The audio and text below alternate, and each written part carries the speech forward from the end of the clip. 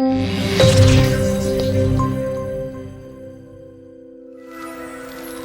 lo largo de los años de experiencia que vamos trabajando con niños, con adolescentes y adultos de alta capacidad, nos hemos encontrado a muchas personas que nos llegan a la consulta con síntomas de ansiedad y con síntomas de pensamientos obsesivos. Muchas de estas personas nos cuentan cómo se encuentran muy intranquilas, cómo a veces se levantan por la mañana y les cuesta respirar, cómo su cabeza no para de dar vueltas y cogen un tema y vuelta, y vuelta, y vuelta, y no son capaces de quitárselo de la cabeza. A veces nos vienen asustados porque es que se me ocurren cosas terribles, es que solo sé pensar en lo peor que puede pasar, e imagino cosas que aunque me digo, esto no puede ser, yo sigo pensando en ello. Son muchos casos que nos llevaron a, entre otras cosas, grabar este vídeo para explicar la relación que existe entre ansiedad, pensamientos obsesivos y personas de alta capacidad.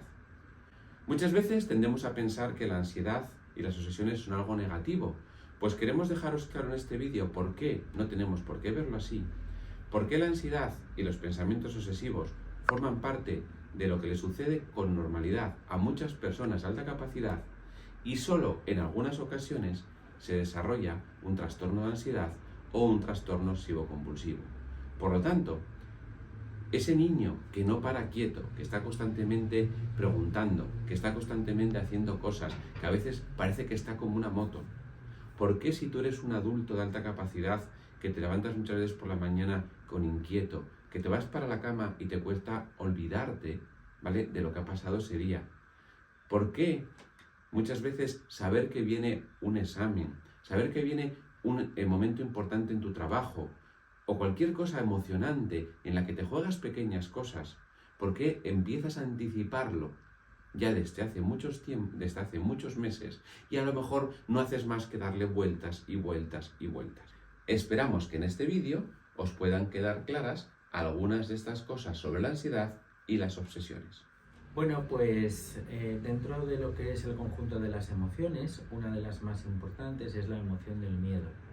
El problema que hay con la emoción del miedo y que nos hemos encontrado a lo largo de los años desde el Centro de Acompañamiento Educativo Ayalga es la demonización de esta emoción. Las emociones normalmente no tienen un valor negativo ni positivo de por sí, sino que simplemente nos ayudan a adaptarnos al medio ambiente.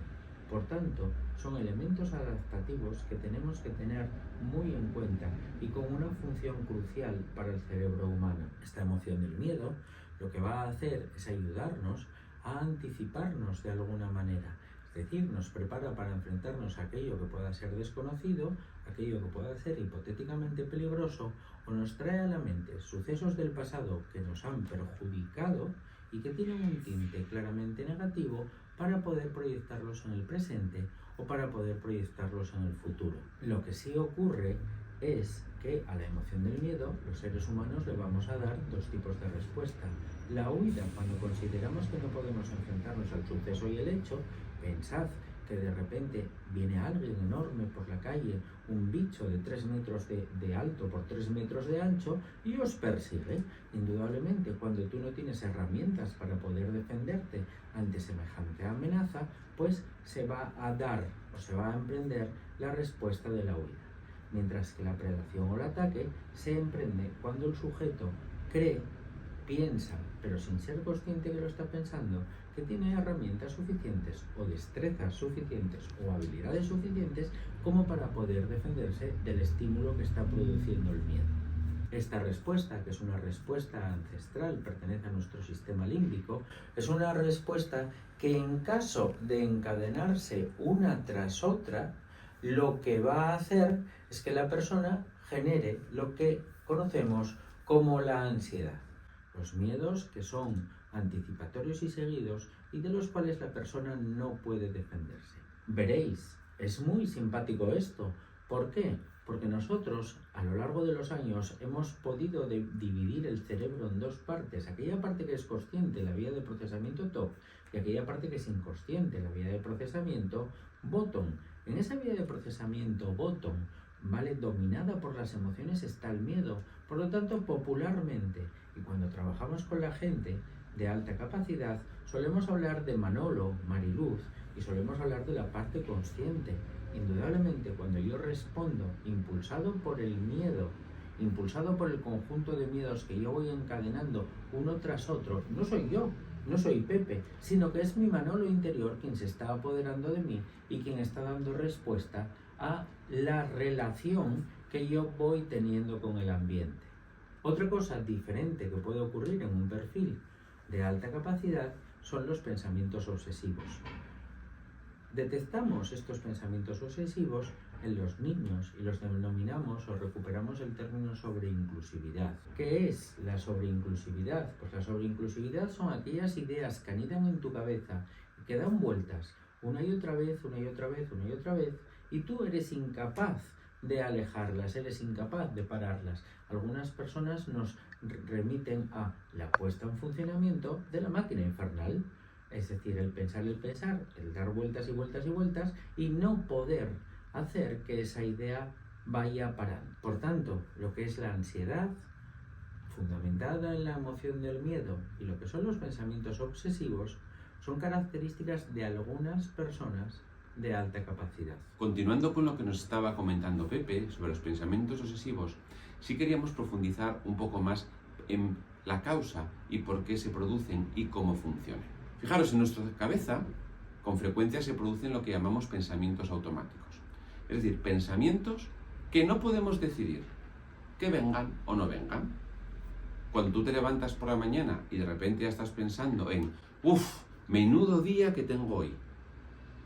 Tú no has decidido tener este pensamiento. Cuando empiezas a pensar, ya verás cómo hoy sale todo mal. Esto es un pensamiento automático, un pensamiento que tú no decides tener y por lo tanto tampoco puedes evitar que venga. Los pensamientos automáticos no son ni positivos ni negativos. Tener pensamientos automáticos es algo normal en todas las personas.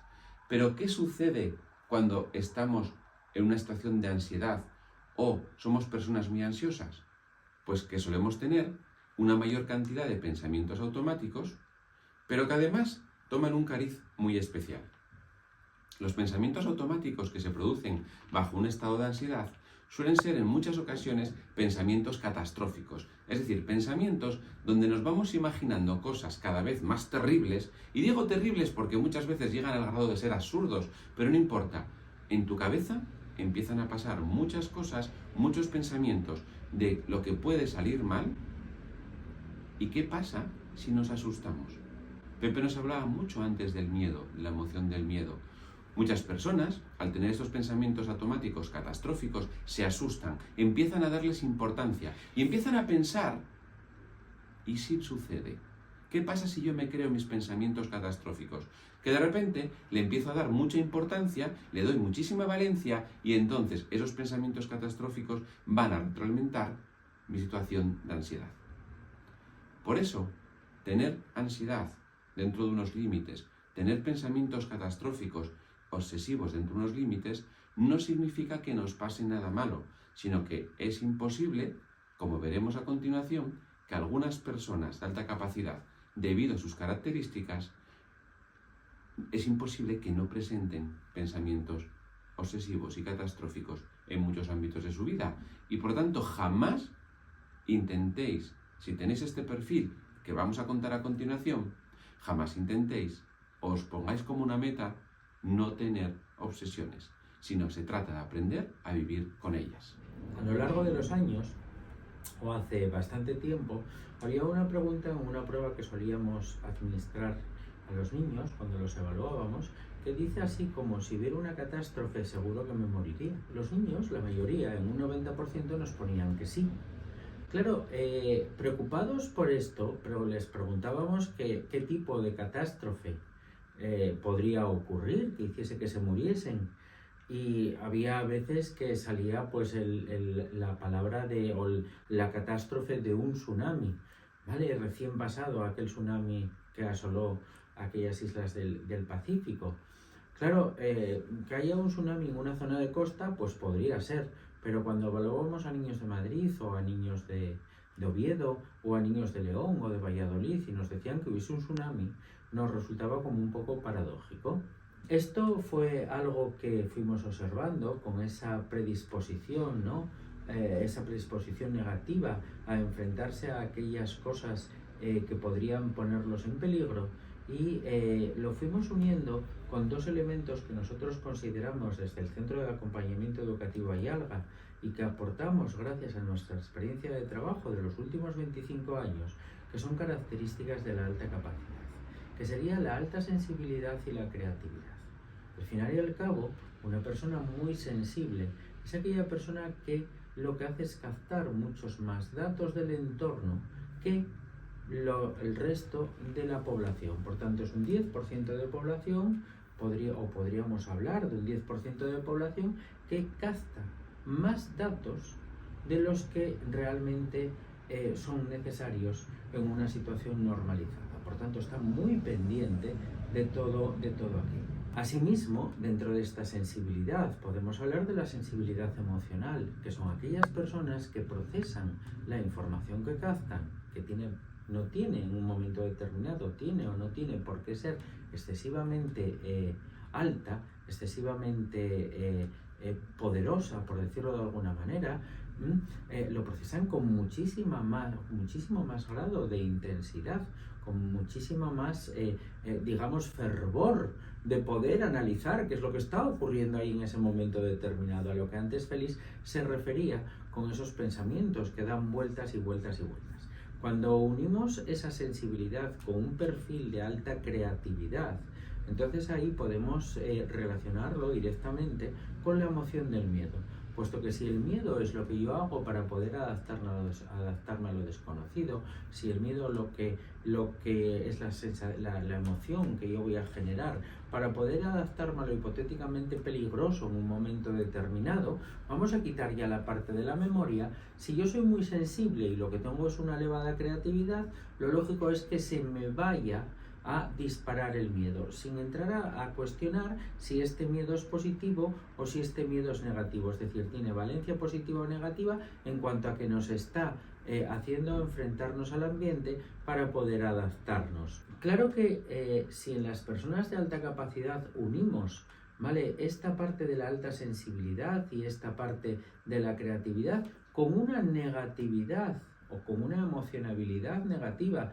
como algunos autores denominan, que es el estar fijándome constantemente en todo lo negativo que me pueda ocurrir, es decir, el estar a la defensiva, el estar crítico conmigo mismo y con el mundo, el estar de alguna manera pendiente de lo malo que hacen los demás para poder sancionarlo o para poder ponerlo en evidencia, cosa que vosotros nos habéis estado transmitiendo sobre vosotros mismos como adultos, sobre niños, sobre adolescentes. Entonces lo que sí voy a generar es lógicamente una emoción de miedo negativa. Con negativa me voy a referir a que tiene valencia negativa, es decir, me ayuda a enfrentarme al ambiente, puesto que yo estoy suponiendo que el ambiente me va a hacer o me va a procurar algún tipo de daño.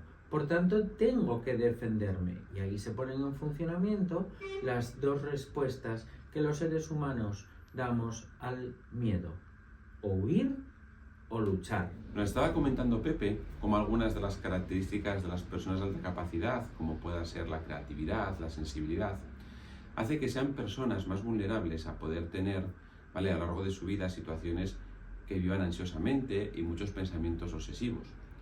Por eso, como esto lo sabemos, esto no es nuevo, es decir, sabemos desde hace más de 4 décadas que existen publicaciones donde se relacionan cosas como la creatividad, por ejemplo, con algunos trastornos, como decíamos en el vídeo anterior. Pero si esto lo sabemos, y sabemos que se da con frecuencia o en mayor frecuencia en personas de alta capacidad, ¿qué estamos haciendo? Fijaros, para nosotros, aunque sea un vídeo dedicado a los adultos, entendemos que es fundamental la prevención.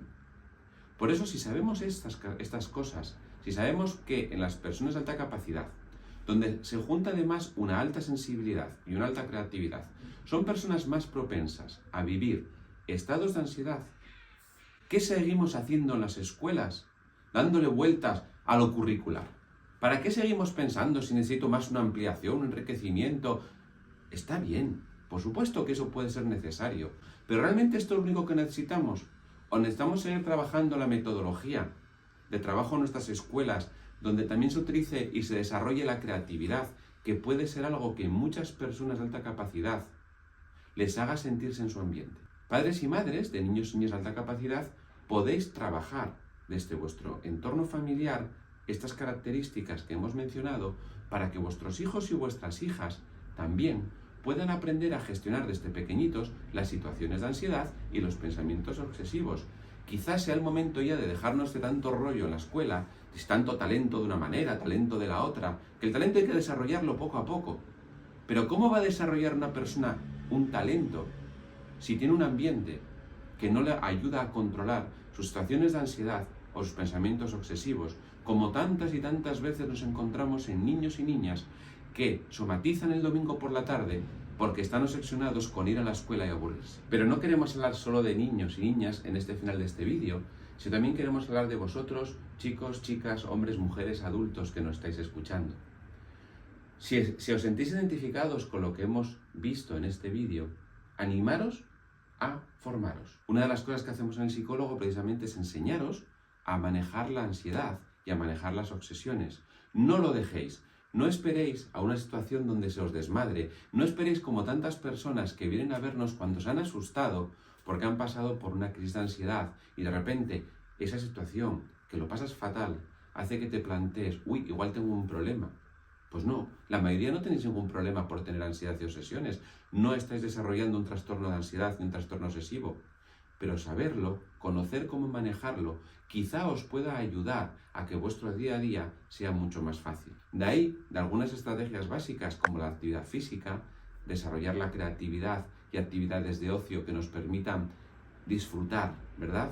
Es triste, pero muchas veces cuando un adulto viene a terapia y le preguntamos, ¿tienes alguna afición? ¿Tienes algún hobby? Muchos padres y madres nos dicen que no saben ya cuántos años hace que no tienen tiempo para ellos, para poder tener un rato para un hobby, para una afición. Bien, pues quizá este sea uno de los principales errores. Nunca deberíamos perder nuestro rato libre para disfrutar.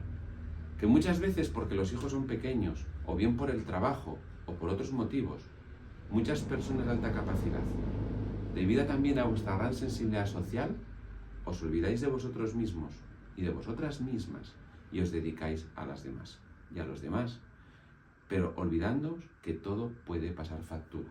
Está muy bien ayudar a los demás, pero no os olvidéis que en primer lugar tenemos que ayudarnos a nosotros mismos. Por lo tanto, ansiedad y pensamientos obsesivos es algo que tenemos que aprender a controlar si somos personas que, por nuestro perfil de personalidad, de alta creatividad, alta sensibilidad y también otras características que tienen que ver con lo sensorial, pueden propiciar que los tengamos con más frecuencia. Por lo tanto, no le tengáis miedo a la ansiedad ni a las obsesiones, sino aprender a manejarlas, que bien controladas son una poderosa herramienta para hacer que nuestra vida sea mucho más satisfactoria. Muchas gracias y nos vemos en el próximo vídeo.